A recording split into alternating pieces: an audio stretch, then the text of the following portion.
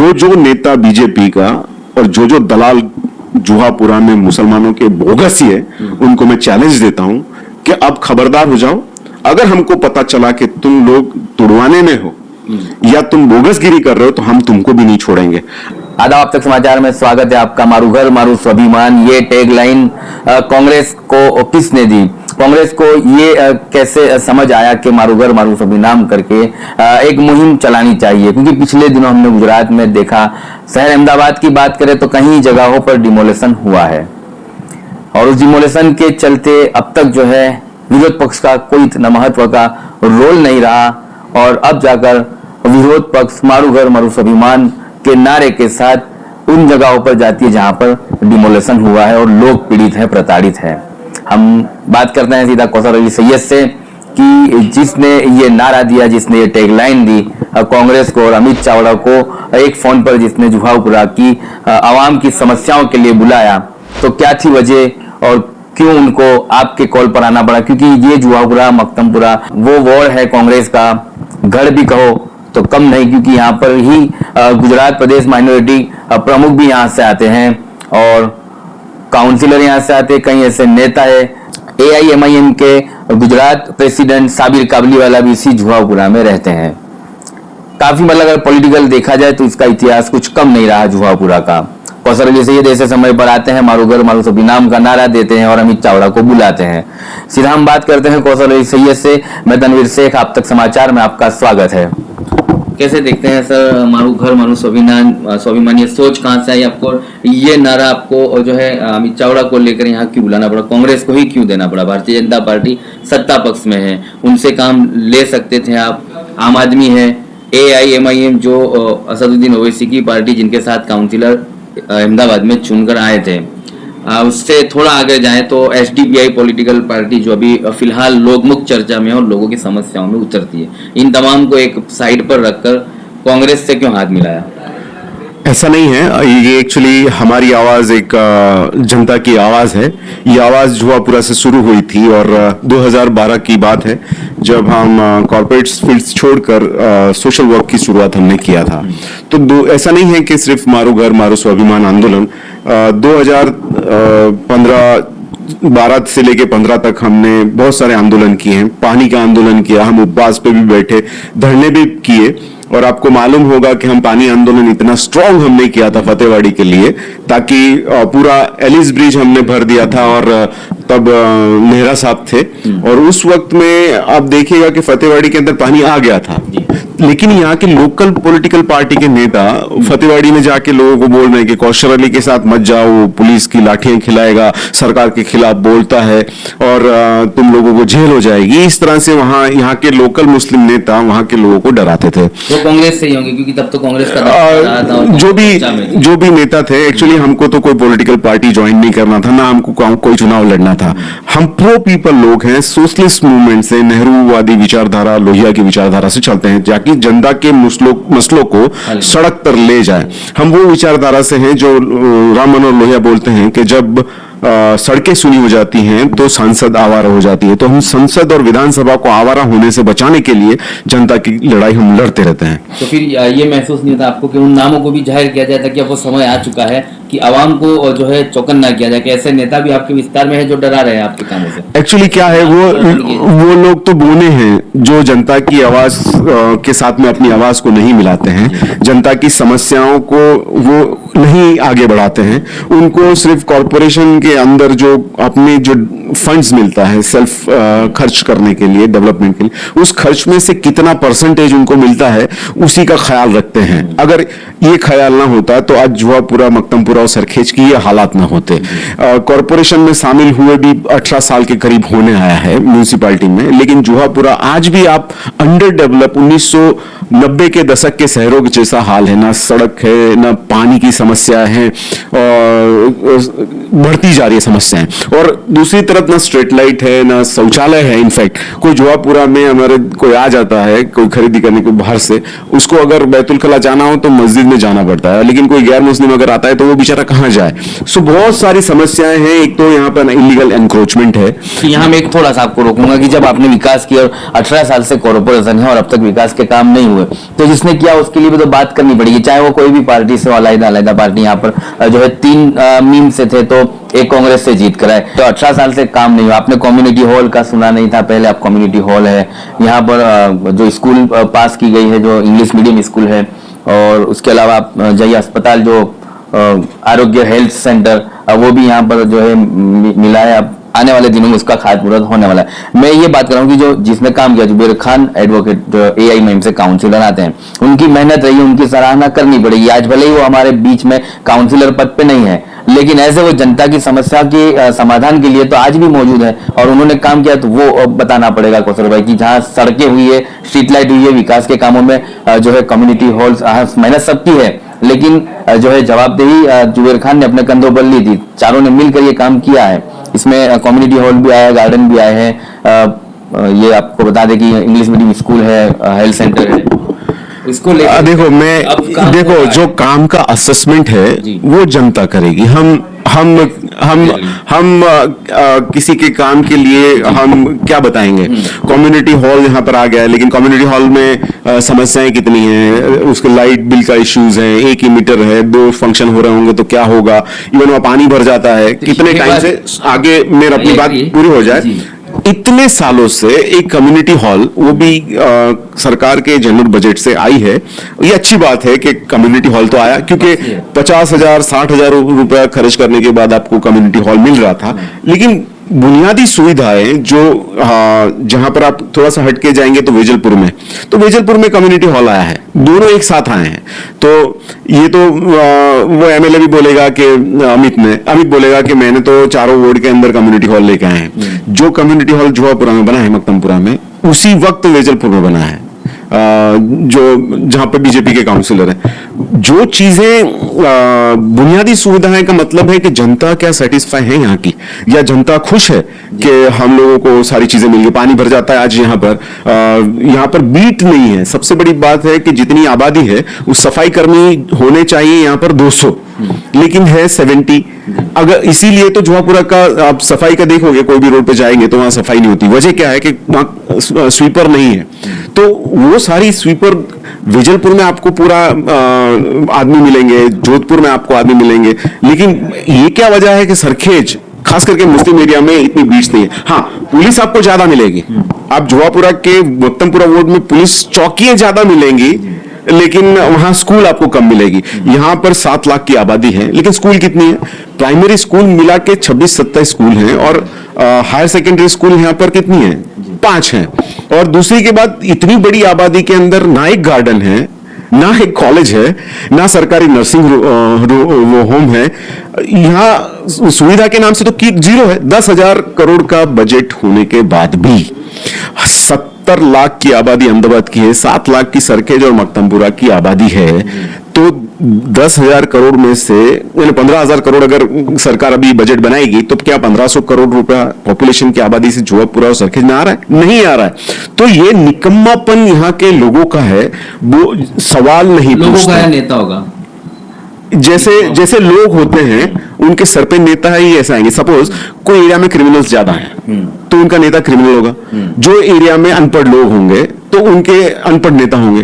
कोई elite class होगा जिस वार्ड में, तो उनके नेता एलीट क्लास होंगे, जो समझदार होंगे, वो बजट जानते होंगे, वो एलोकेशन जानते होंगे कि भाई कॉर्पोरेशन के अंदर कितने डिपार्टमेंट हैं और किस डिपार्टमेंट से कितना बजट हमारे को काम लेना है। सो जब तक आपको ऐसे इकोनॉमी को समझने वाले, समस्याओं को समझने वाले नेता जब तक नहीं होंगे, तब तक आपका हाल ऐसा रहेगा। वक्त अच्छा है, सूरज नया उगरेगा, लोग आंदोलित हैं, नए लोग आएंगे और एक फिजा बनाएंगे। यहाँ पे जो सारी समस्याएं उस समस्याओं को दूर करेंगे। तो हाल फिलहाल में जुआपुरा की जो एकदम आग देने वाली जो समस्या है वो है यहाँ के लोगों का गेटवाइजेशन। यहाँ पर गिच बस्ती है, ना इस वजह से ना हम डेवलपमेंट कर पा रहे हैं, ना रिजर्व प्लॉट दे पा रहे हैं। स्कूल के गार्डन के प्लॉट पे लोगों के कंस्ट्रक्शन बने हुए हैं। तो जो लोग यहाँ पर 2010 से पहले जिन्होंने मकान बनाए, हमारे बिल्डर्स को भी समझना पड़ेगा कि आप इलीगल मकान क्यों बना रहे हो। एक तो आपको मार है डिस्टर्ब एरिया एक्ट की, एक मार है आपको जगह नहीं है, और दूसरा तीसरी चीज है आपके यहाँ पे ग्रीन जोन लगा हुआ है। सो यहाँ के लोग और नेता अगर आंदोलन करें आसान धारा के खिलाफ, या फिर ग्रीन बेल्ट अभी 2032 में उसका टाइम पूरा हो रहा है और वो टाइम बढ़ा ही नहीं सरकार, उसके ऊपर फोकस करके यहाँ की जनता अगर आंदोलन खड़ा करती है तो सबसे बड़ा जो मकान का रहने का यहाँ तकलीफ है वो तकलीफ दूर हो जाएगी। यहाँ पे जो मकान 45 लाख का मिलता है वो मकान गैर मुस्लिम एरिया में 30 लाख का मिलता है। तो यहाँ 15 लाख रुपया प्रीमियम चुकाने के बाद भी अच्छा कंस्ट्रक्शन नहीं मिलता और लीगल मकान नहीं मिलता। यहाँ की चलिए आवाम जो है नया शरत सुनिए ना कि यहाँ की आवाम अब ये करेगी, अब जो बोल रहे हैं आंदोलन करेगी, उन्हें नेता काउंसिलर के ये मुद्दे लेकर विधानसभा पहुंचेगा। विरोध पक्ष को जो भूमिका निभानी चाहिए थी, मुस्लिम समाज के वोटों का ध्रुवीकरण हो रहा है, मुस्लिम समाज के वोटों का इस्तेमाल हो रहा है। आज अमित चावड़ा आए हैं, ये क्या खेल माना जाएगा इसको? क्यों बुलडोजर चल रहा था, उन बहनें रो रही थी और वो बहनों की छत छीनी जा रही थी। कई एक बहन आप थे वहां पर उस डिमोलेशन में, जो बहन बेहोश हो गई, जिसको 108 में अस्पताल ले जाना पड़ा। सारे दृश्य क्या कांग्रेस तक नहीं पहुंचे? ये सारी बातें विरोध पक्ष तक नहीं पहुंची। हमने कई लोगों ने हम यही बता रहे हैं कि आजकल जो विरोध पक्ष का काम तो सोशल मीडिया इन्फ्लुएंसर कर रहे हैं, सोशल मीडिया यूट्यूब पर जो पत्रकार हैं, जर्नलिस्ट हैं, वो लोग ये विरोध पक्ष का काम कर रहे हैं। कहाँ थी तब कांग्रेस? जब टूट जाता है तब आप आते हो अमित चावड़ा को लेकर, फिर वो हमारी बुरखाधारी बहन उनके पैरों में गिरती है। अब उस समय आप लोगों को गैरत नहीं आई जो हमारे मुस्लिम नेता थे। माफ कीजिएगा मेरे शब्द थोड़े आपको कड़क लगेंगे, लेकिन गैरत आनी चाहिए। हम लोग, हमारे समाज के भाई वहां खड़े थे, पैसे वाले और अच्छे नेता खड़े थे, उनको शर्म आनी चाहिए कि आज ये पैर जो गिरी है उसके जिम्मेदार हम है, वो औरत। ये सामूहिक जिम्मेदारी है। एक्चुअली क्या है कि अमित चावड़ा से हम लोग जब मुलाकात किए, हम आम आदमी पार्टी वालों से भी मिले थे, लेकिन आम आदमी पार्टी के जो छोटे नेता हैं वो चाहते हैं कि गोपाल इटालिया आएगा तो नेता वो बनेगा, नेता तो हमको बनना है, इसलिए हमने आम आदमी पार्टी को भी छोड़ा। एमआईएम के कुछ लोग हैं लेकिन वो समझते नहीं है किस तरह से आंदोलन को लिया जाए, वो हल्ला गुल्ला करके न चले जाते हैं। जब हम अमित चावड़ा से मिले, वो अमित चावड़ा मुझे गांधी की विचारधारा वाला लगा, क्योंकि गांधी जो बोलते हैं कि लोगों के चेहरे से आप अपनी नीतियां बना सकते हैं कि आपकी नीति सही है कि नहीं। तो जब मैं अमित चावड़ा साहब से मिला तो उन्होंने इस संवेदनशील मुद्दे को समझा और उन्होंने मुझे टाइम दिया समझने और समझाने के लिए। कोई भी स्टेट प्रेसिडेंट होता है कोई पार्टी का, उसको इतना नहीं मालूम होगा कि क्योंकि वो पूरे गुजरात का स्टेट प्रेसिडेंट है कि कौन से वार्ड में क्या चल रहा है। आपके वार्ड के लोग ही जाके आपको ऊपर बात बताएंगे तभी समझ में आएगा। तो उनको बात समझ में आया, वो सेंसिबल थे, उनको लगा, थोड़ा गमगीन हुए। उन्होंने बोला कि मुझे उन पीड़ित लोगों से मिलना है। तो हमने 15 एरिया के विक्टिम्स को, यानी साबरमती से लेके वाड़ज, गोमतीपुर, रखियाल, जुहापुरा, मकरबा, ऐसे 15 एरिया के लोगों के साथ में उनकी मीटिंग करवाई, गए महीने की बात है। तो वो इस मुद्दे को समझा और उन्होंने बोला कि मैं हर एरिया में जाना चाहूंगा। और उन्होंने साबरमती 23 तारीख को सुबह में वहां पर गए, वहां के विक्टिम से मिले और यहाँ के विक्टिम से मिले। तो यहाँ की जो 300 मकान जो टूटे हैं, वो मकान की लड़ाई 2016 से तो हम लड़ी रहे थे हमारी आवाज के बैनर से, मकान बचाओ अभियान के उस पर भी बात करेंगे कि हमारी आवाज के बैनर पे भी हमको जाना है, क्योंकि वो लड़ाई भी जहां से शुरू हुई थी उसको एक बाजू रखकर अब अमित चावड़ा को इन्वॉल्व किया। ये लड़ाई वही है, बैनर भी वही है, सिर्फ चेहरा नेता का बदला है। कसर भाई, ये सारे सवाल की जनता के सवाल हैं, तो इससे आपको सामना करना ही पड़ेगा। एक बात ये कि आप जब अमित चावड़ा को बुला रहे थे तो कहीं कांग्रेस की यहाँ की डेलीगेशन के लोग सो रहे थे। जब इन्हें पता चला कि अमित चावड़ा आ रहे हैं तब आपको भी फोन कॉल्स आए। ये बात भी है कि आपको फोन कॉल्स आए कि हमें इनवाइट नहीं किया, अमित चावड़ा आने थे, हमें पता नहीं था। तो ये है कांग्रेस की खस्ता हालत, जहाँ का डेलीगेशन कोई पता नहीं है कि अमित चावड़ा। ऐसा नहीं बोला जा सकता, क्योंकि 2012 में तो हम कॉर्पोरेशन में कांग्रेस के लोग ही थे। तो उन्हीं के हम जब आंदोलन कर रहे थे तो उनको जगाने की कोशिश करते थे कि भाई तुम क्यों कुछ काम नहीं कर रहे हो, क्यों तुम्हारी बात बोर्ड के अंदर वो मानी नहीं जाती। अगर वहां जाके ऐसा बोलते हैं कि वहां बीजेपी की सरकार है इसलिए हमारा काम नहीं होता, ये तो नेगेटिव परसेप्शन है। तो फिर लोग फिर वो लोग तो बीजेपी को वोट करने लगेंगे। तो असर्शन करना पड़ेगा आपको, डट के खड़ा रहना पड़ेगा मैदान में और उनको झुकाया जा सकता है। बहुत सारी चीजें हैं जो सरकार झुकी है, क्योंकि मालधारी का प्रॉब्लम था। कपिल देसाई कांग्रेस का ही आदमी था ना, वो कांग्रेस का वर्कर, उसने आंदोलन को इतना तेज कर दिया कि मालधारी समाज के पॉलिटिकल लीडर हो या सोशल लीडर हो या रिलीजियस लीडर हो, वो सारे मिलकर सरकार के पास, मुख्यमंत्री के पास चले गए। मुख्यमंत्री ने उनकी बात को माना और बोर्ड ने, अहमदाबाद बोर्ड ने एक रिजोल्यूशन पास किया कि इनको मकान के बदले मकान देना चाहिए, तो वो झुक गए। हमारे अंदर भी कपिल जैसे कांग्रेस के कार्यकर्ता अगर जुहापुरा में भी होते, मक्तमपुरा सरखेज में भी होते, तो ना डिमोलिशन होता, ना हमारी परिस्थिति ये होती। इसलिए ये जुहापुरा तभी अपने मुकाम पर हासिल होगा सर अहमद खट्टू साहब की सरजमीन से, अगर हम एक नेता नहीं उठा सकते तो कितनी शर्म की बात है। नेता उठते तो उसको गिराने वाले बहुत से होते हैं यहाँ पर, ये भी तो नहीं, तो राजनीति बच्चों का खेल नहीं है, वहां कट एंड थ्रो का केस है, वहां जीने मरने का सवाल है। क्योंकि एक बार कोई पावर का मजा चख लेता है तो फिर वो पावर से हटना नहीं चाहता। लोकसभा चुनाव में तुमने देखा होगा, कांग्रेस के सारे 80-90% नेता सरेंडर थे, क्योंकि पैसे वाले धन पशु टाइप के कांग्रेस के नेता वो आंदोलन नहीं कर सकते। क्योंकि पैसा कमाने में कोई आदमी अगर उल्टा पुल्टा पैसा कमाता है तो उसकी नस दब जाती है। आप जुहापुरा के इतने पैसे वाले लोग हैं, कोई आंदोलन करके देखे, तुरंत उनकी नस दब जाएगी, या उनके कोई बिल्डर का काम होगा, जमीन का काम होगा, वो रुक जाएगा। तो वो मजबूर हैं, वो विक्टिम्स हैं सिस्टम से, क्योंकि उन्होंने बहुत सारा पैसा कमा लिया। अब वो अपने बच्चों को सेट करना चाह रहे हैं राजनीति में, ताकि जो पैसा कमाया है वो पैसा उनके पास बना रहे। तो इसलिए वैसे लोग अब इस राहुल गांधी की कांग्रेस में नहीं रहेंगे, क्योंकि राहुल गांधी ने जो पैराडाइम शिफ्ट किया है, मुझे कांग्रेस में भरोसा इसलिए आया है क्योंकि मैं राहुल गांधी को देख रहा हूं। राहुल गांधी में मुझे गांधी भी दिखता है, नेहरू भी दिखता है, लोहिया भी दिखता है, कार्ल मार्क्स भी दिखता है। मीन्स वो हर बड़े विचारधारा के लोगों का एक रूप है, और उसमें मुझे आस्था है। इसलिए मैं कांग्रेस के नेताओं को इसलिए ये मुद्दे उनके साथ में लड़ना चाहता हूं। तो ओवैसी में आपने मौलाना अब्दुल कलाम आजाद को नहीं ढूंढा, ओवैसी में आपने अशफाकुल्लाह खान को नहीं ढूंढे। समाज के नेता से भी तो लोग देखिए कि अब डेडियापाड़ा की अब मैं बात करूं, चेतर वसावा आदिवासी की आवाज बन चुके हैं। इस तरह से जो अलग अलग नेताओं की बात करें तो पटेल समाज के लिए गोपाल इटालिया नेता बन चुके हैं, वो पटेलों की, और हिंदू समाज के लोग कुछ तरीके उन लोगों की बात रखते हैं। हम हमारे समाज के नेता को क्यों चुन नहीं पाते, हम क्यों एक नहीं हो पाते? आप 23 तारीख को जब प्रोग्राम था तो उसमें मौलाना आजाद का फोटो लगा हुआ था। सो हम तो मौलाना आजाद की जो विचारधारा है वो ये बोलते हैं कि आजाद भारत का अगर आपको सपना देखना है तो उस सपने में ऐसा नहीं होना चाहिए कि कितने अमीर लोग हैं, मौलाना आजाद का फोटो लगेगा, कितने गरीब लोग यहाँ पर सुरक्षित हैं, वही भारत असली भारत है। तो हम तो मौलाना आजाद की जो बात है, गरीब गुरबा को सुरक्षा देना, उनके लिए काम करना, हम वही तो काम कर रहे हैं। और ठीक है, तो सुनिए ना, तो मौलाना आजाद का फोटो लगेगा, लेकिन मौलाना आजाद के जो वंशज हैं वो सिर्फ कांग्रेस में दरिया बिछाएंगे, उन्हें कोई जो है अधिकार नहीं मिलेगा, उन्हें कोई क़यादत नहीं मिलेगी। सिर्फ मौलाना आजाद के फोटो से ही काम चल जाएगा, और उनके वंश जो है स्टेज सजाएंगे कांग्रेस के लिए और दरी बिछाने का ही काम करेंगे। क़यादत कब मिलेगी? कयादत है ना, जन्म से माँ की पेट से कोई नहीं आता है।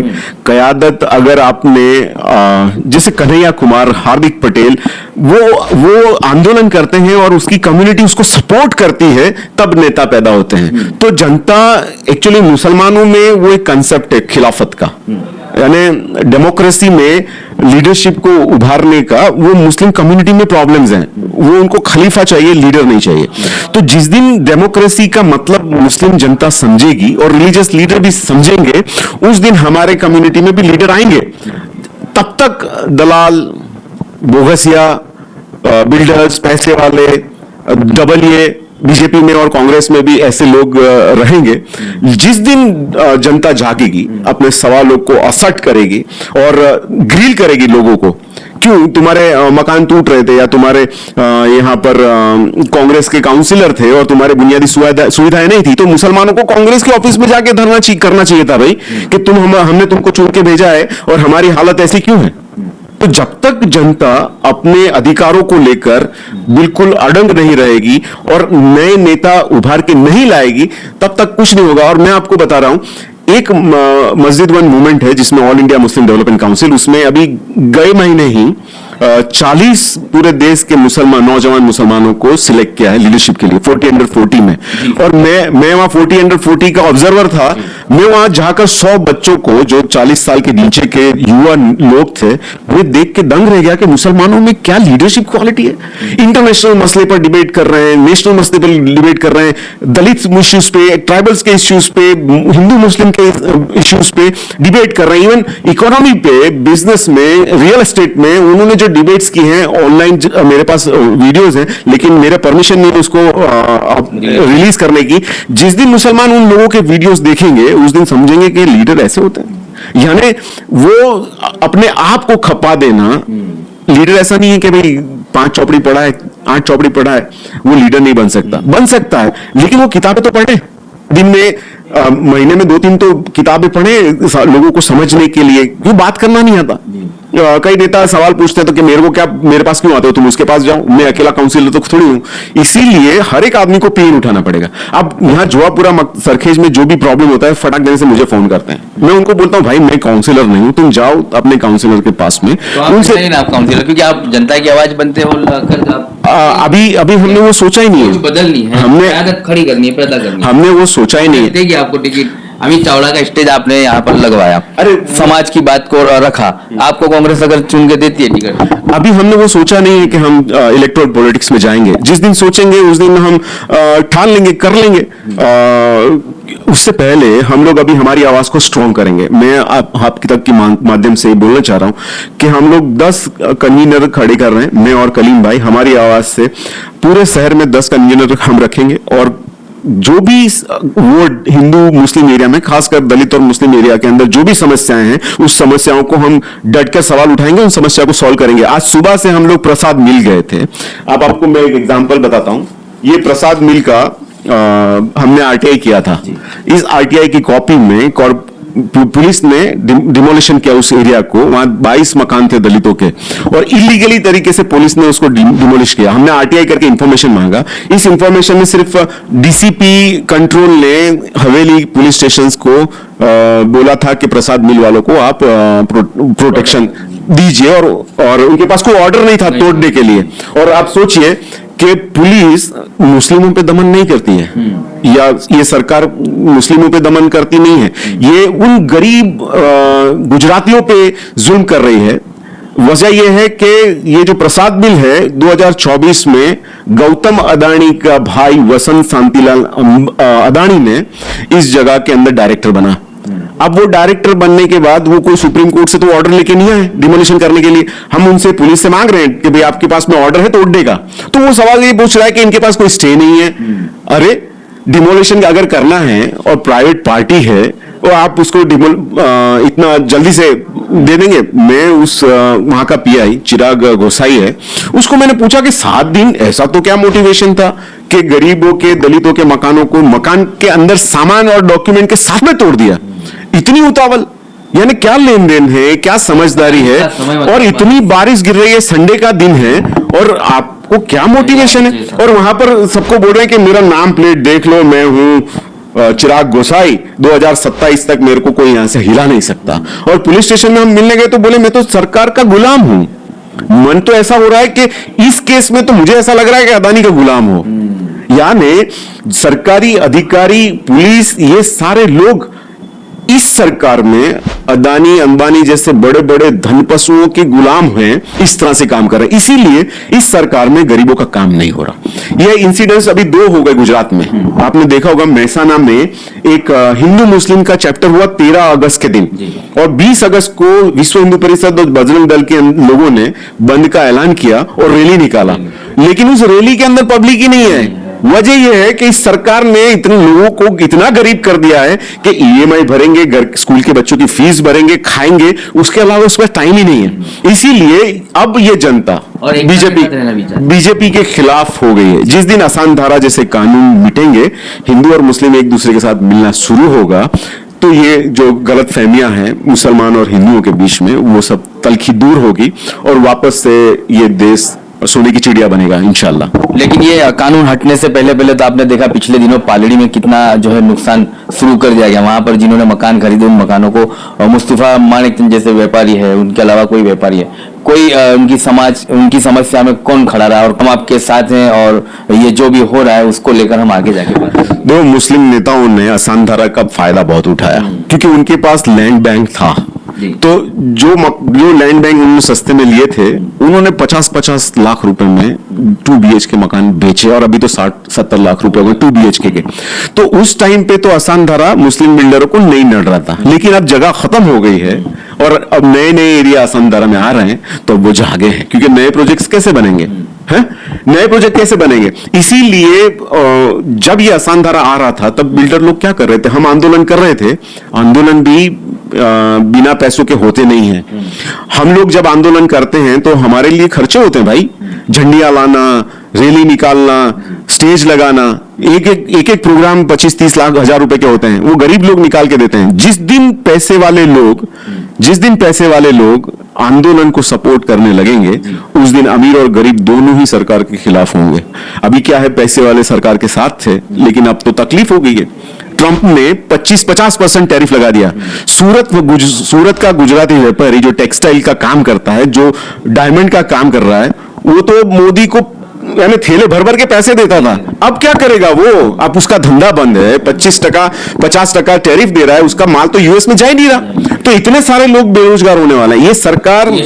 ये सरकार तो 2027 में बीजेपी की 50 सीटें भी नहीं आने वाली। लेकिन आम आदमी पार्टी और कांग्रेस दोनों अगर मिलके लड़ी तो इनको रोक सकते हैं, नहीं तो अगर वोट डिवाइड हो गए तो बीजेपी वही 2017 में छोटे से मार्जिन से जीत जाएगी। इसीलिए अपने ईगो को कांग्रेस और आम आदमी पार्टी छोड़ दे और ऐसा कोalition बनाए कि हमारे शत्रु कौन है। जिस तरह से राहुल गांधी के साथ में हर पॉलिटिकल पार्टी के लोग जुड़े हैं, गुजरात में भी हर पॉलिटिकल पार्टी के लोगों को मिलना होगा, तभी ये राक्षस जो गरीबों को उजाड़ने वाला अभी जो सरकार है, उस सरकार को नेस्तनाबूद किया जा सकता है।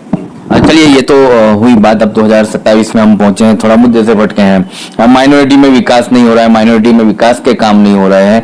आने वाले दिनों में कॉर्पोरेशन के चुनाव भी है और ठीक है कि हमें पिछले 2021 में AIMIM से जुबेर खान जैसे काउंसिलर मिले, जो कुछ काम बाकी रह गए थे और हुए ही नहीं थे, वो सारे काम हो चुके हैं। लाइब्रेरी भी मिली है, जिम भी मिला है, कम्युनिटी हॉल भी मिला है, स्कूल भी मिली है और जो है अस्पताल भी मिला है। अच्छा, ये जुबेर खान के दोस्त लग रहे हो? नहीं, ये देखिए, अच्छा अब ये बात का इसका खुलासा होगा ना। बढ़िया बात है। जब मैं पहले ही कहा था कि जिसने काम किया है उसकी सराहना करनी पड़ेगी। अमित चावड़ा के दोस्त बनकर कौन साबित हुआ? अब जब जुबेर खान का दोस्त बता ही रहे हैं, वो अमित चावड़ा ना कभी किसी आवाज में उठे हैं, ना किसी आवाज में खड़े रहे, ना उनकी पॉलिटिकल पार्टी के लोग ऐसे डिमोलेशन के समय पर यहाँ पर पहुंचे हैं। तब भी इनका स्टेज सस्ता है। जुआ उगड़ा में कौशल अली भाई खुद उन्हें स्टेज पर लाते हैं और उनका स्वाभिमान सम्मान करते हैं और हमारी बुर्खाधारी मुस्लिम समाज की बहन उनके पैरों में गिड़गिड़ाती है। होता कुछ नहीं है, अपने चुनावी भाषण देकर अपनी जो है एडवर्टाइजमेंट पॉलिटिकल करके चले जाते हैं।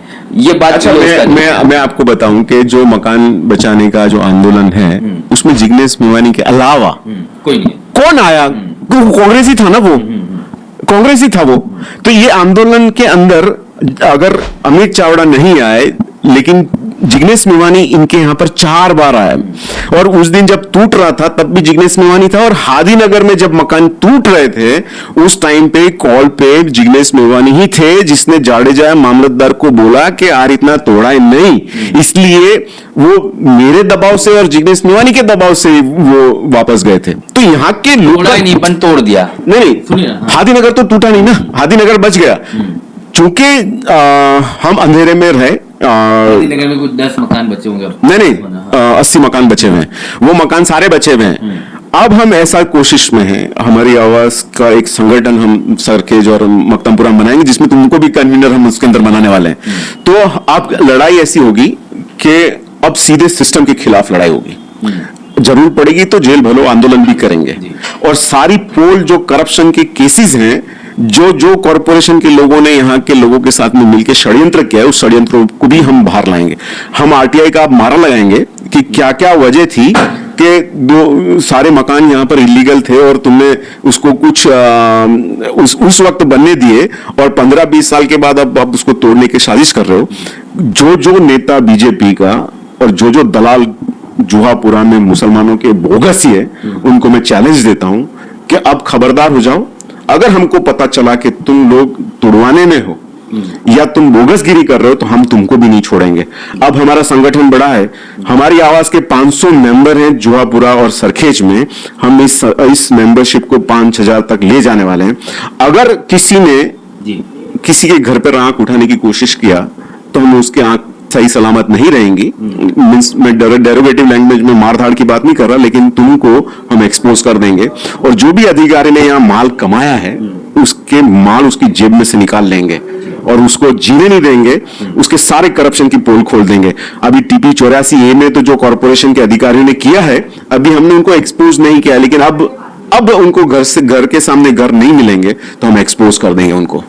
एक सवाल बीच में रह गया था, ये बात करके हम खत्म करते हैं कि हमारी आवाज हमारा अधिकार, जो हमारी आवाज सिर्फ हमारी आवाज जो मुहिम चली थी जिसमें सबसे पहले साबिर काबलीवाला इन्वॉल्व हुए थे, साबिर काबलीवाला के साथ साथ जो टीम इन्वॉल्व थी आज वो कहीं नहीं दिख रही है और सिर्फ हमारी आवाज का बैनर लेकर सिर्फ कौसर अली सैयद ही क्यों चल रहे हैं? तो आपकी साथ जो कंधे से कंधा मिलाकर हमारी आवाज को ऊपर लाए, आगे लाए, वो तो कहीं नहीं दिख रहे, वो तो सब दूर है। साबिर काबलीवाला तो एक कोने में बैठे हुए थे।